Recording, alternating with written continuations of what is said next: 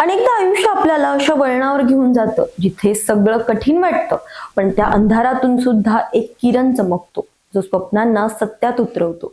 असंच काहीसं घडलं आहे झारखंडच्या गिरिडीह जिल्ह्यातील एका छोट्या गावात राहणाऱ्या सूरज यादव यांच्या आयुष्यात.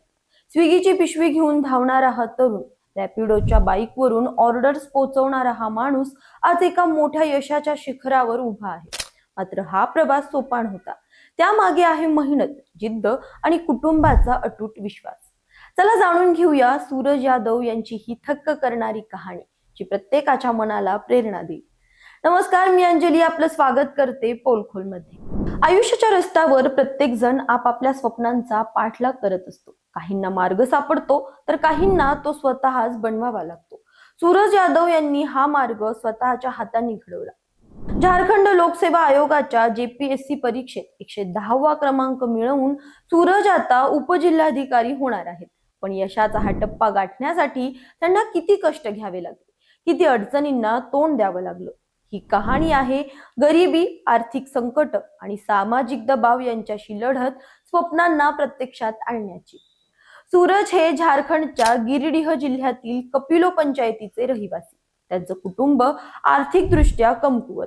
वडील द्वारका यादव गवंडी काम करायचे, पण प्रकृती बिघडल्यानं त्यांनी काम सोडलं. घरात सूरज आणि त्यांच्या 3 बहिणी. त्यांच्या लग्नासाठी वडिलोपार्जित जमीन विकावी लागली. सूरज स्वतः 2017 मध्ये पदवीधर झाले आणि कॉल सेंटर मध्ये कामाला लागले. पण त्यांच्या मनात एक स्वप्न होतं, DSP बनण्याचं. त्यासाठी त्यांनी JPSC परीक्षेची तयारी करायचं ठरवलं.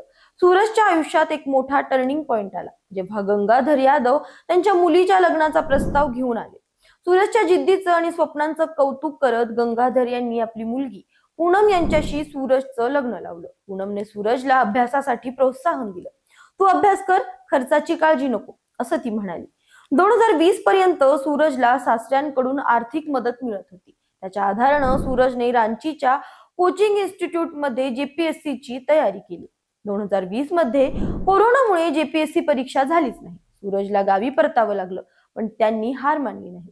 गावातही अभ्यास सुरू ठेवला. 2021 मध्ये सूरजला मुलगा झाला. जबाबदारी वाढली, पण पूनमने त्यांना अभ्यासावर लक्ष केंद्रित करण्यास सांगितलं. 2022 मध्ये JPSC ची परीक्षा झाली, पण सूरज 7 गुणांनी मुख्य परीक्षेत उत्तीर्ण होऊ शकले नाही. त्याच वर्षी त्यांच्या धाकट्या बहिणीचं आणि सूरजच्या पत्नीच्या बहिणीचं लग्न ठरलं. यामुळे सासऱ्यांकडून मिळणारी आर्थिक मदत बंद झाली. सूरजच्या खांद्यावर आता कुटुंबाची जबाबदारी होती. लग्नासाठी सूरजने शिल्लक राहिलेली जमीन विकली. सुमारे 16 लाखांचा खर्च झाला. त्यात नातेवाईकांनी 13 लाखांची मदत केली. यामुळे सूरज कर्जबाजारी झाले. आता त्यांच्या पुढे 2 पर्याय होते, नोकरी करायची की पुन्हा JPSC ची तयारी करायची.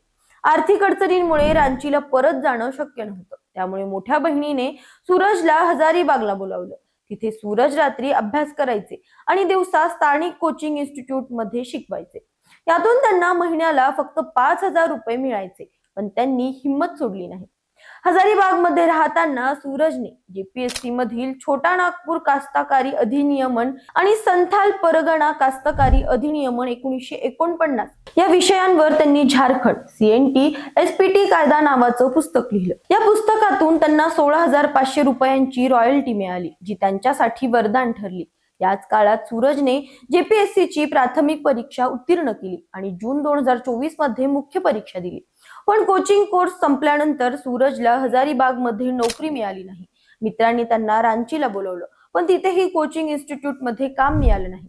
अखेर मित्र राजेश नायक आणि संदीप मंडल यांनी सूरजला स्विगी आणि रॅपिडो मध्ये डिलिव्हरी बॉय म्हणून काम करण्याचा सल्ला दिला. पण डिलिव्हरीसाठी बाईक हवी होती.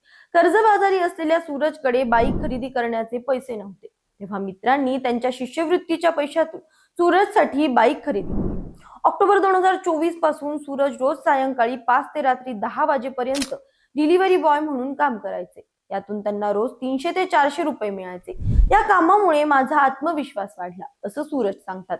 या काळात त्यांनी JPSC ची तयारीही सुरू ठेवली.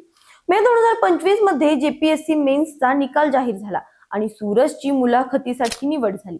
जुलै 2025 मध्ये मुलाखतीची तयारी करण्यासाठी त्यांनी डिलिव्हरीचं काम सोडलं. मुलाखती दरम्यान सूरजने डिलिव्हरी बॉय म्हणून काम केल्याचं सांगितलं. बोर्ड सदस्यांना वाटलं की सूरज सहानुभूती मिळवण्याचा प्रयत्न करत आहे.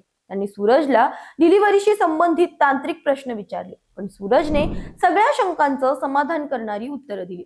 अखेर 25 जुलै 2025 रोजी JPSCचा अंतिम निकाल जाहीर झाला. सूरज यादव यांनी 110वा क्रमांक मिळवला आणि उपजिल्हाधिकारी पदासाठी त्यांची निवड झाली. सूरज यशाचं श्रेय आपल्या कुटुंबाला देतात. त्यांची पत्नी पूनम, आई यशोदा देवी आणि सासू यांनी प्रत्येक टप्प्यावर साथ दिली. 2022 पासून सूरजने सणासुदीलाही घरी थांबण्याऐवजी अभ्यासाला प्राधान्य दिलं, असं यशोदा देवी सांगतात. पूनम म्हणतात, आम्हाला आधी कोणी फारसा आदर देत नव्हतं, पण आता आम्हाला स्वप्नातही न वाटणारा सन्मान मिळतो. सूरज नुकतेच पंतप्रधान घरकुल योजनेअंतर्गत बांधलेल्या नव्या घरात राहायला गेले आहे. त्यांचं स्वप्न पूर्ण झालं आहे आणि त्यांच्या यशाने संपूर्ण कुटुंबाचा चेहरा आनंदाने उजळलाय. सूरज यादव यांची कहाणी सांगते की यश मिळवण्यासाठी पैसा किंवा साधनं नाही, तर जिद्द आणि मेहनत महत्वाची आहे. आर्थिक अडचणी, सामाजिक दबाव आणि अपयश यांना न घाबरता सूरजने आपलं स्वप्न साकार केलं. त्यांच्या पत्नी पूनम, मित्र राजेश आणि संदीप आणि कुटुंबाच्या पाठिंब्याने सूरजने अशक्य वाटणारं यश मिळवलं. ही कहाणी प्रत्येकासाठी प्रेरणा आहे. मग तुम्ही कोणत्याही परिस्थितीत असाल, स्वप्नांना मर्यादा नसतात, फक्त तुमची जिद्द आणि मेहनत त्यांना खरं करू शकते.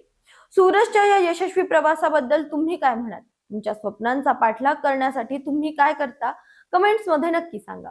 अशाच माहितीपूर्वक व्हिडिओसाठी आमच्या चॅनलला लाईक, सबस्क्राईब आणि शेअर करा.